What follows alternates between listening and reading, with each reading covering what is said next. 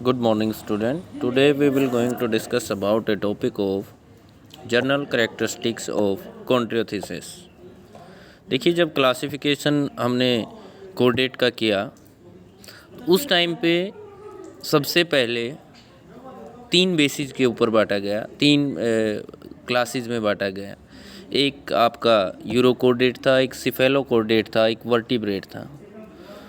यहाँ हमने डिस्कस किया यूरोकोडेट को, सिफेलोकोडेट को, उसमें साइक्लोस्टोमेट को। अपना आज का जो टॉपिक है वो पाइसिस का है। वर्टिब्रेट दो सुपर क्लासेस के अंदर डिवाइड हो रहा है, एक पाइसिस, दूसरा टेट्रापोड। तो पाइसिस को लेके चलते हम। पाइसिस को जर्नली दो क्लासेस में डिवाइड किया जाता है, एक कॉन्ड्रियोथिसिस और दूसरी होती है ऑस्टियोथिसिस। कॉन्ड्रियोथिसिस मीन कार्टिलेजिनियस फिश। कॉन्ड्रियोथिसिस का मतलब क्या है कि जो कार्टिलेजिनियस आपके फिश हैं उनको कॉन्ड्रियोथिसिस बोला जाता है, ठीक है। और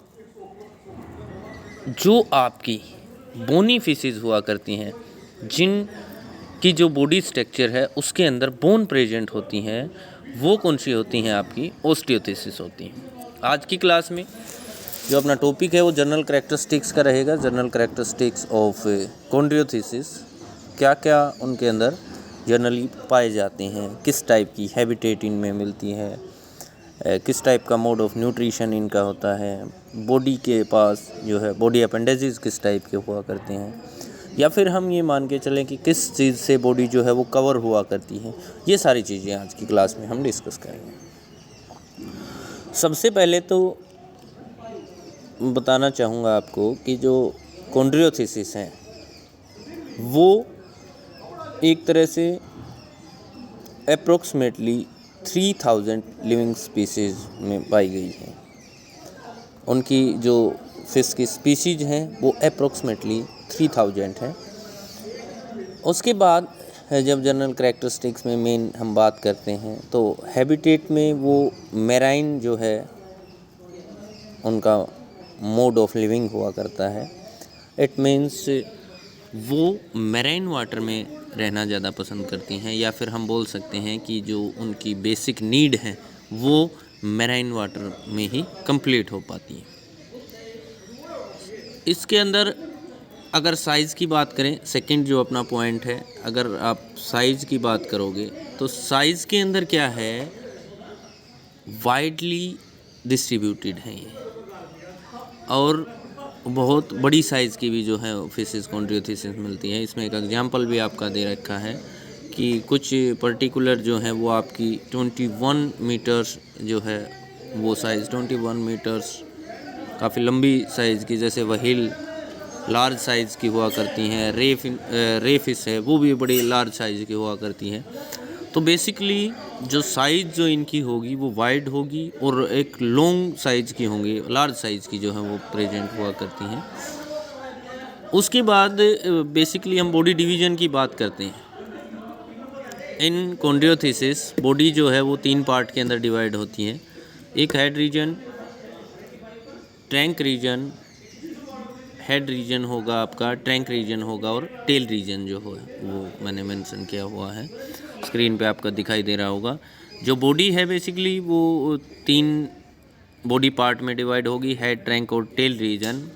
और नेक रीजन जो है वो प्रॉपरली एब्सेंट होगा, जो कि आपके साइक्लोस्टोमेट में भी नहीं था, आपके सिफेलोकोडेट में भी नहीं था, आपके यूरोकोडेट में भी प्रेजेंट नहीं था। तो एक तरह से हम बोल सकते हैं कि जो बॉडी इनका डिवीज़न होगा वो अप्रोक्सीमेटली वैसा ही होगा जैसा आपने प्रीवियस जो टाइप स्टडीज़ या प्रीवियस सब क्लासेस आपने देखी हैं, यूरोकोडेट, सिफेलोकोडेट और साइक्लोस्टोमेट, वैसे ही इनका जो बॉडी डिवीज़न है वो हेड, ट्रैंक और टेल रीजन में जो है वो कंप्लीट होगा।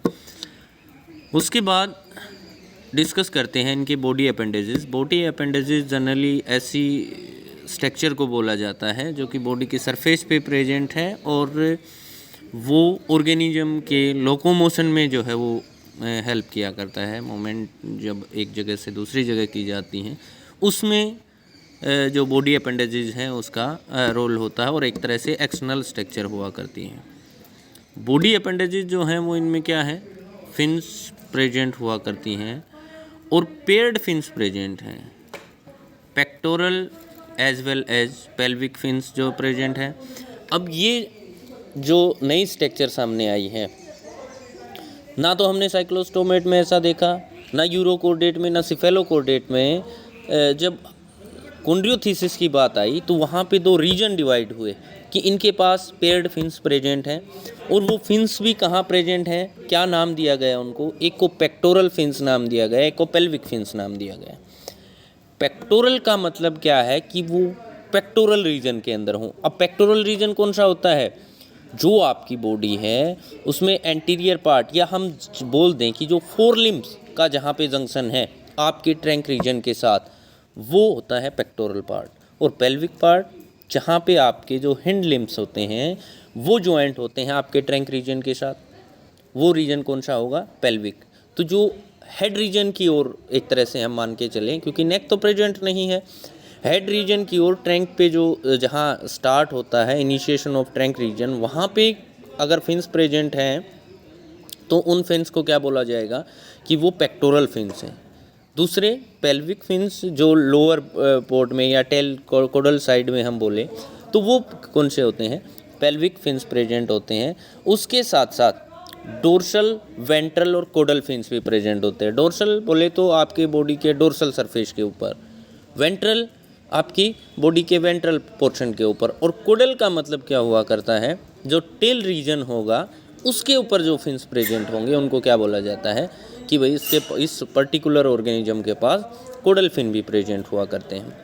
अब सिंपल सी बात हुई, हम क्या लिखेंगे जब एग्जाम में आपको लिखना होगा, तो क्या बॉडी अपेंडेजेस का आप कैसे जिक्र करोगे कि इनके पास जो है फिन्स प्रेजेंट हैं एक तरह से इनके लोकोमोशन के लिए, या हम बोलते हैं डायरेक्ट कि बॉडी अपेंडेजेस के रूप में इनके पास क्या है, फिन्स जो हैं वो प्रेजेंट हुआ करते हैं। कहाँ कहाँ कौन कौन से रीजन में प्रेजेंट होंगे, आपके पेक्टोरल रीजन में फिन प्रेजेंट हैं। पेक्टोरल रीजन को भी आप एक्सप्लेन करोगे कि ये पेक्टोरल रीजन होता है।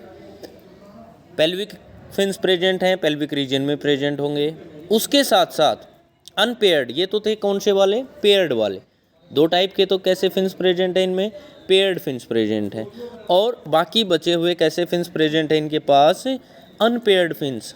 अनपेयर्ड मतलब सिंगल स्ट्रक्चर जो है वो प्रेजेंट हुआ करती है। वो कहाँ कहाँ होंगी, एक डोर्सल आपकी होगी, एक वेंट्रल होगी। डोर्सल बोले तो डोर्सल रीजन के अंदर, वेंट्रल आपके वेंट्रल रीजन के अंदर, और कोडल क्या होती है, जो लास्ट का टेल रीजन जो हुआ करता है उसके अंदर प्रेजेंट, उसके ऊपर प्रेजेंट होगी, उसको हम बोलेंगे कोडल फिन्स।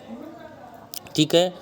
और ये जो फिन्स हैं वो आपका हेल्प करेंगी किस किस के अंदर, जब वाटर के अंदर ये रह रहे हैं ऑर्गेनिज्म। सिंपल सी बात है, पाइसेज हैं तो वाटर लिविंग ऑर्गेनिज्म है। पहली लाइन में हैबिटेट में दिखाया गया है कि इनका मोड ऑफ लिविंग क्या है, मोड ऑफ लिविंग इनका होगा मैराइन, वाटर लिविंग ऑर्गेनिज्म है। इनकी फिन्स को क्या क्या काम करना पड़ेगा, फर्स्ट इनकी बॉडी को बैलेंस करके रखना है, और दूसरा स्विमिंग के अंदर हेल्प करनी है। ठीक है। तो जो फिन्स का काम है वो क्या होगा, body balancing inside the water and swimming with water या इनसाइड द वाटर। उसके बाद आ जाता है आपका कि एंडोस्केलेटन जो है वो इसके अंदर किस टाइप का हुआ करता है, प्रेजेंट है या नहीं। देखिए स्केलेटन दो टाइप का होता है, एक एक्सोस्केलेटन, एक एंडोस्केलेटन। स्केलेटन की हम बात करते हैं। एंडोस्केलेटन वो है जो इनसाइड द बॉडी हुआ करता है, एक्सोस्केलेटन जो बॉडी सरफेस के ऊपर प्रेजेंट हुआ करता है। तो एंडोस्केलेटन इनका कैसा होगा, ये कार्टिलेजिनियस पीस है, नाम से इंडिकेट हो रहा है कॉन्ड्रियोथिसिस कार्टिलेज, यानी कि जो इनकी बॉडी के अंदर जो स्केलेटन सिस्टम है वो एक तरह से कार्टिलेज का बना हुआ होता है। बोन जो है, बोन फॉर्मेशन नहीं हुआ करती, बोन से बना हुआ नहीं हुआ करता। और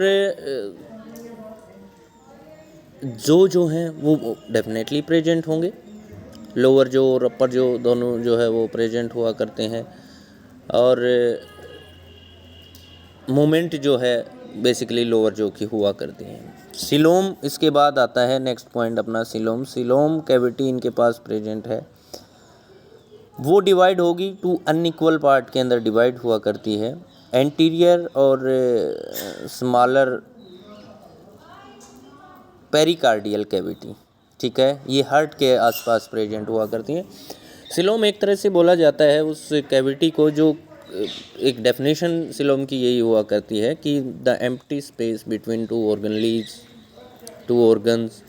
तो एक तो इसके अंदर जो अनइक्वल पार्ट्स जो हुआ करते हैं डिवाइड कर रखा है एंट्रोसिलोम को, इन पर्टिकुलर कॉन्ड्रियोथिसिस। वो क्या होगा, एक तो एंटीरियर पार्ट हुआ करता है, दूसरा होता है स्मॉलर पेरिकार्डियल कैविटी। पेरिकार्डियल कार्डियल जहाँ पे भी जिक्र होता है तो हम जूलॉजी में मान के चलते हैं कि वो हार्ट के से रिलेटेड होगी या हार्ट के अराउंड होगी। पेरिकार्डियल कैविटी कहाँ प्रेजेंट होगी, ये हार्ट के अराउंड प्रेजेंट हुआ करती है। और पोस्टीरियर भी, जो जैसे एंटीरियर है तो उसके बाद पोस्टीरियर भी होगा, ये इनके पास cavity as a coelom present हुआ करती है। आगे जिक्र करते हैं हम डाइजेस्टिव सिस्टम का। तो डाइजेस्टिव सिस्टम में इनके अलग अलग से रीजन हैं, जैसे भाई माउथ रीजन है, उसके बाद स्टमक जो है वो प्रेजेंट। एक तरह से हम बोल सकते हैं कि डाइजेस्टिव सिस्टम इसमें एक कंप्लीट टाइप का हुआ करता है। और माउथ रीजन के अंदर भी डिफरेंट रीजन प्रेजेंट हुआ करते हैं पर्टिकुलर माउथ में भी। जैसे इनके पास एक वाइड माउथ प्रेजेंट है, ट्रू जा जो है वो प्रेजेंट, जबड़ा जो है वो इनके पास हुआ करता है। अगर कंपेयर करें लोअर ऑर्गेनिज्म में, जैसे आपके लोअर जो ऑर्गेनिज्म थे, चाहे आप साइक्लोस्टोमेट की बात करें, चाहे आप सिफेलोकोडेट की बात करें, चाहे यूरोकोडेट की बात करें, तो उनके अंदर जो है एक तरह से माउथ रीजन ट्रूली प्रेजेंट नहीं हुआ करता था। इनके पास ट्रू जा जो है वो प्रेजेंट है। किनके पास, किनकी बात कर रहे हैं, हम कर रहे हैं कॉन्ड्रियोथिसिस फिश की बात। और इनके अंदर क्या है, लिप्स भी प्रेजेंट हुआ करते हैं। टिथ जो है, teeth are modified placoid scales and are acrodont type के जो है वो टिथ प्रेजेंट हुआ करते हैं। होमोडेंट भी हुआ करते हैं कुछ फिशेस के पास। और जो स्टमक है इनका, स्टमक जो है वो जे शेप्ड का हुआ करता है। जे शेप्ड स्टमक इसके पास जो है प्रेजेंट हुआ करता है कुछ के अंदर। और इंटेस्टाइन जो है वो प्रेजेंट हुआ करती है। इंटेस्टाइन एक तरह से रीजन, एक तरह से उसका एक स्पेसिफिक काम होता है कि वो उसके अंदर से लिक्विड मटेरियल को ऑब्जर्व करने का काम जो है intestinal. Rectum opens into cloaca by anus. ये जनरल कैरेक्टर जो आपके साइक्लोस्टोमेट के थे उसमें भी था कि क्लोका जो है वो इसके पास प्रेजेंट हुआ करता है। क्लोका एक ऐसी अपर्चर है, ऐसा एक जंक्शन हुआ करता है जहाँ पे अप्रोक्सीमेटली 3 ओपनिंग होती हैं। आपके एलिमेंट्री कैनाल की, यानी कि आपका एनस रीजन वहाँ पे आके ओपन होगा।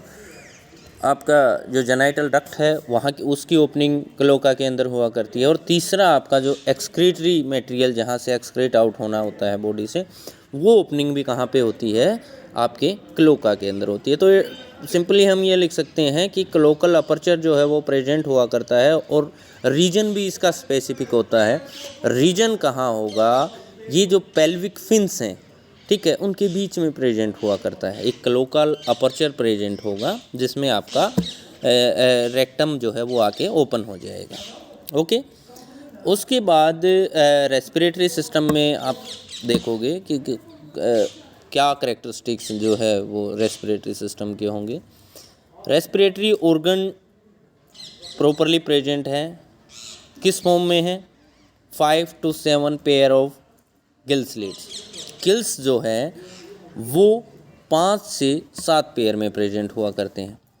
जैसे आपने साइक्लोस्टोमेट में भी देखा कि 7 पेयर ऑफ गिल स्लिट्स जो हैं वो प्रेजेंट हुआ करते हैं। तो इनका जो ऑर्गेनिज्म ट्रूली गिल्स से रेस्पायर करते हैं उनको एक साइंटिफिक अलग से नाम दिया गया है कि इस टाइप के रेस्पिरेशन को क्या बोलेंगे, इसको ब्रैंकियल रेस्पिरेशन बोला जाता है। हम डायरेक्टली ये भी बोल सकते हैं कि इन chondrichthyes fish branchial respiration are present, ठीक है। और पोजीशन क्या होगी गिल स्लिट्स की, वो लेटरल और वेंट्रल इन पोजीशन होंगे। एक तरह से कवर हुआ करते हैं गिल्स कवर से, जिसको ओप्रिकुलम नाम दिया गया है। देखिए जो हमने साइक्लोस्टोमेट में या सिफेलोकॉर्डेट में जो एग्जाम्पल देखे, उनमें हमने पाया कि एक्सटर्नल और इंटरनल गिल स्लिट्स जो हैं वो प्रेजेंट हुआ करते हैं। यहाँ पे एक और structure in particularly pieces Pisces, या फिर हम बोल सकते हैं कि इन कॉन्ड्रियोथिसिस फिश, ये एक चीज़ डेवलप होके आई है। वो क्या कि जो गिल स्लिट्स हैं, जो गिल्स हैं 5 to 7 पेयर, वो किसी पर्टिकुलर कवरिंग से ढके हुए होते हैं, या फिर हम बोल सकते हैं उनको, उसका दूसरा नाम क्या दिया गया है, गिल्स कवर दिया गया है। और उस पर्टिकुलर स्ट्रक्चर का साइंटिफिक नाम क्या दिया गया है कि एक ओप्रिकुलम स्ट्रक्चर हुआ करती है, जिससे गिल स्लिट्स आपके पूरी तरह से कवर्ड हुआ करते हैं। उसके बाद नेक्स्ट पॉइंट जो आपका आता है वो क्या है कि एयर ब्लैडर या स्विंग ब्लैडर इनके पास नहीं हुआ करता। ठीक है, एयर ब्लैडर कुछ ऐसी स्ट्रक्चर, ऐसी कैविटी हुआ करती है जिसके अंदर एयर को स्टोर किया जाता है और वो बॉडी को एक से प्रोवाइड करवा देती है, जिसकी हेल्प से स्विंग के अंदर हेल्प मिला करती है। उसके बाद आता है आपका सर्कुलेटरी सिस्टम। सर्कुलेटरी सिस्टम यहाँ पे बहुत ज़्यादा डेवलप हुआ। हार्ट बेसिकली 2 चैम्बर का, ठीक है, और जो हम पूरे क्लासिफिकेशन की बात करें तो हार्ट की डेवलपमेंट या फॉर्मेशन ऑफ चैम्बर कहाँ से, पाइसेज से स्टार्ट होता है। मेन जो है 2 चैम्बर प्रेजेंट हुआ करते हैं, एक ओरिकल चैम्बर है, एक वेंट्रिकल चैम्बर प्रेजेंट हुआ करता है इनके अंदर। और क्या है, 2 और स्ट्रक्चर, एक साइनस विनोसिस और कोनस आर्टरियस, ये 2 स्ट्रक्चर और एक्स्ट्रा जो है वो डेवलप होके आती हैं, यहाँ पे प्रेजेंट होती हैं, एक तरह से हम बोल सकते हैं इन कॉन्ड्रियोथिसिस फिश। हार्ट